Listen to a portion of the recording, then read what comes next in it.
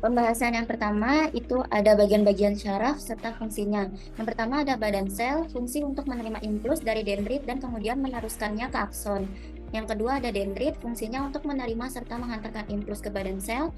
Yang ketiga ada akson, fungsi untuk mengantarkan impuls saraf dari badan sel ke neuron atau jaringan lainnya. Setiap neuron biasanya terdapat satu akson. Yang keempat ada nukleus, fungsinya untuk mengatur aktivitas dari neuron. Yang kelima ada sel sekawan, fungsinya untuk menghasilkan mielin, memperbaiki sel akson yang rusak, dan untuk meregenerasi akson.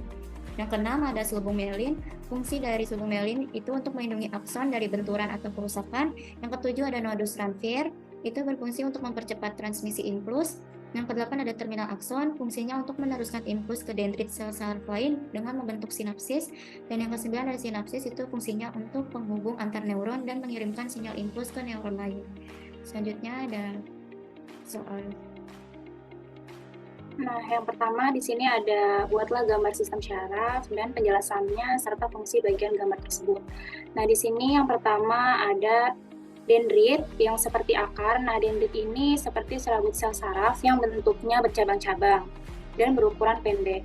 Nah, bagian ini merupakan perluasan dari badan sel.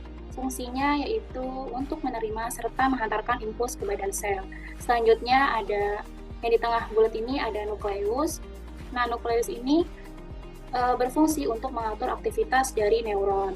Selanjutnya ada badan sel yang di tengah antara dendrit dan nukleus ini, yaitu bagian terbesar dari sel saraf atau neuron. Nah, fungsinya dari badan sel ini untuk menerima impuls dari dendrit dan kemudian meneruskannya ke akson. Nah, badan sel ini terdiri dari inti sel dan sitoplasma. Selanjutnya ada akson. Nah, akson ini serabut sel saraf panjang yang merupakan penjuluran dari badan sel bagian sitoplasma. Nah, fungsi dari akson yaitu untuk menghantarkan impuls saraf dari badan sel ke neuron atau jaringan lainnya. Selanjutnya ada sel Schwann. Nah, penjunjung sel saraf berupa lemak yang berfungsi menghasilkan myelin atau selubung saraf. Lalu ada selubung myelin, yaitu selubung lemak yang tidak bisa menghantarkan impuls sebagai isolator fungsinya. Lalu ada nodus Ranvier, yaitu bagian akson yang tidak terbungkus oleh selubung myelin. Fungsi dari nodus Ranvier yaitu untuk mempercepat transmisi impuls saraf.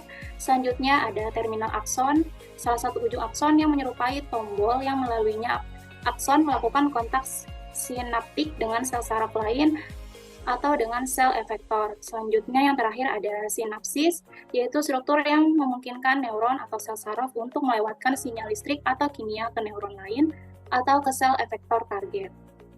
Selanjutnya,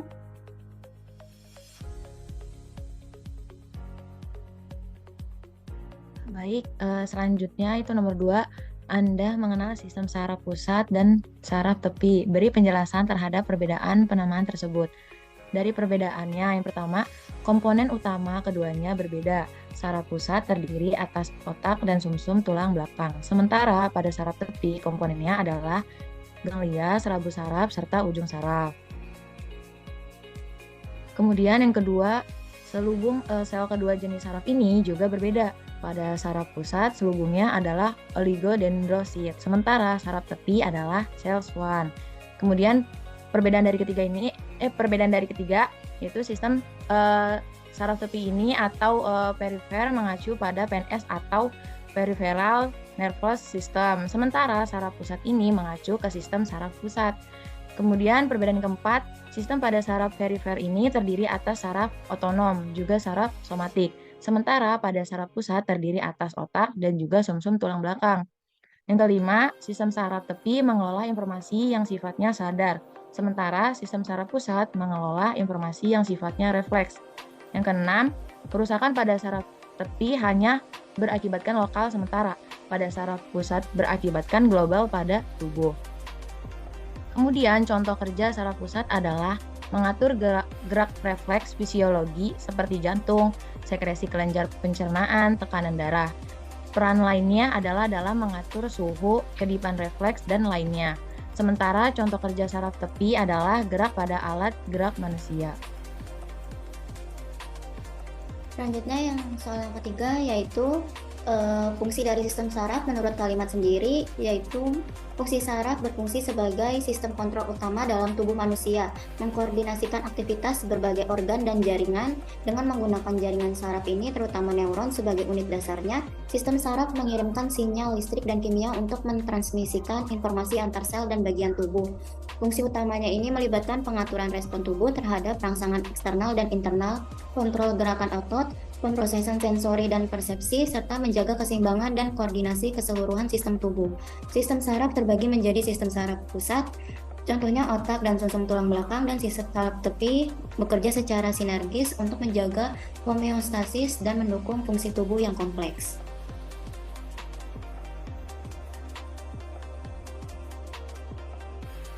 Selanjutnya, pertanyaan yang keempat, ada soal bila digigit nyamuk, lalu secara otomatis tangan kita langsung memukul nyamuk tersebut. Nah, proses apa sebetulnya yang terjadi? Lalu penjelasan dengan menggunakan gambar yang diberi penjelasan. Nah, yang pertama ada rangsang sensoris. Ketika nyamuk menggigit, sensor-sensor pada kulit mendeteksi rangsangan atau gigitan tersebut. Nah, yang kedua ada transduksi sinyal, di mana sensor-sensor tersebut mengubah rangsangan fisik menjadi sinyal listrik yang dapat dipahami oleh sistem saraf. Lalu ada transmisi sinyal. Sinyal tersebut dikirim melalui serangkaian neuron sensoris ke sumsum tulang belakang. Selanjutnya ada integrasi sinyal. Di sumsum tulang belakang, sinyal diintegrasikan dan diproses untuk menghasilkan respon yang sesuai. Selanjutnya ada respon motorik, di mana sinyal motorik dikirim melalui neuron motorik ke otot-otot yang terlibat dalam memukul. Yang selanjutnya ada gerakan, di mana otot-otot tersebut berkontraksi dan menyebabkan gerakan tangan untuk memukul nyamuk. Nah, seluruh proses ini terjadi dalam hitungan waktu yang sangat cepat dan merupakan respon refleks otomatis dari sistem saraf tubuh untuk melindungi diri dari rangsangan yang mungkin berbahaya atau mengganggu. Nah, gambarnya seperti ini. Selanjutnya, yang kelima. Baik, lanjut ke pertanyaan kelima. Kita melihat apel berwarna merah, beri penjelasan berkaitan dengan sistem saraf, sehingga kita mengetahui apel berwarna merah. Jadi, warna merah pada apel disebabkan oleh pigmen bernama antosianin yang terdapat dalam kulit buah.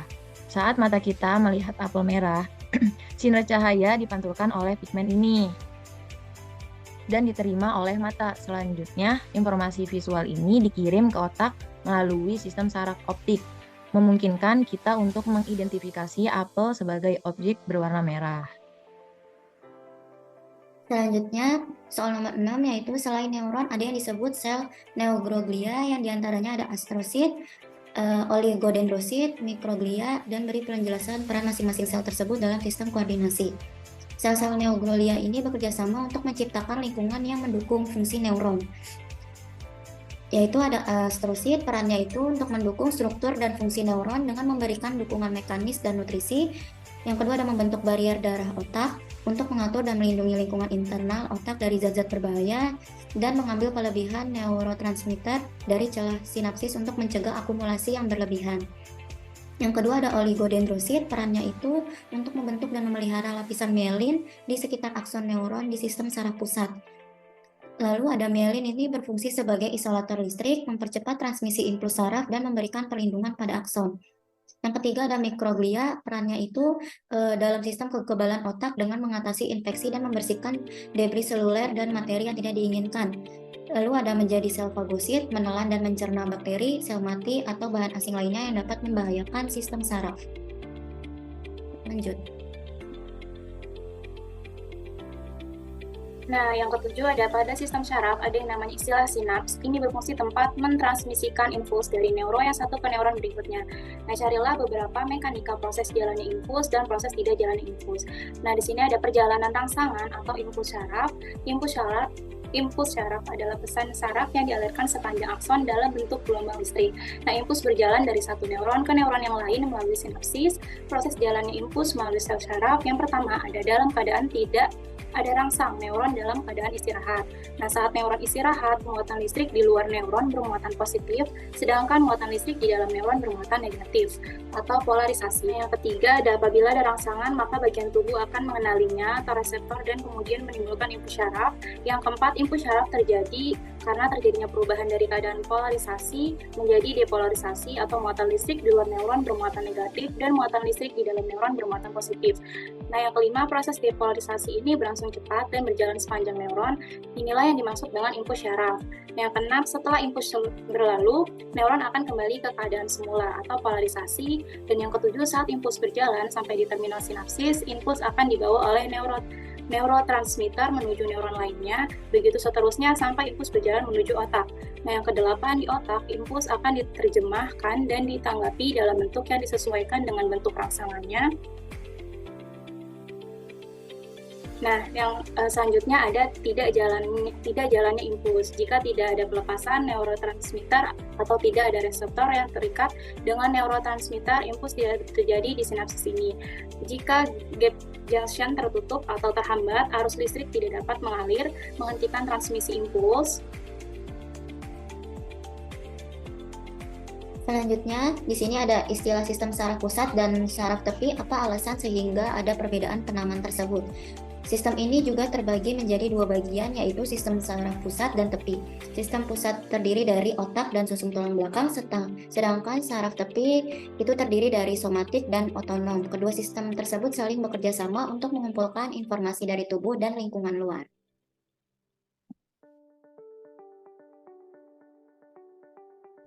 Baik, ke pertanyaan ke-9. Buatlah peta konsep tentang sistem saraf yang di dalamnya terdapat sistem saraf pusat dan sistem saraf tepi. Oke, dari peta konsep yang telah dibuat, nah di sistem saraf ini terbagi dua, ada sistem saraf pusat dan sistem saraf tepi. Nah, di sistem saraf pusat ini itu terbagi lagi, ada dua. Yang pertama itu ada otak dan sumsum tulang belakang. Kemudian di bagian otak itu ada otak depan, otak tengah, dan otak belakang. Kemudian di bagian sistem saraf tepi. Di bagian sistem saraf tepi ini, dia terbagi lagi menjadi dua. Ada sistem saraf tubuh atau somatik. Kemudian ada yang kedua, ada sistem saraf otonomi atau otonom. Nah, di sistem saraf tubuh ini atau somatik, dia terbagi menjadi dua. Itu ada saraf motorik ke otot rangka. Kemudian yang kedua, ada saraf sensorik dari alat indera. Kalau sistem saraf otonom itu terbagi menjadi dua, itu ada saraf simpatetik sama saraf parasimpatetik. Baik, kurang lebihnya dari kelompok 4, mohon maaf, terima kasih atas perhatiannya. Assalamualaikum warahmatullahi wabarakatuh.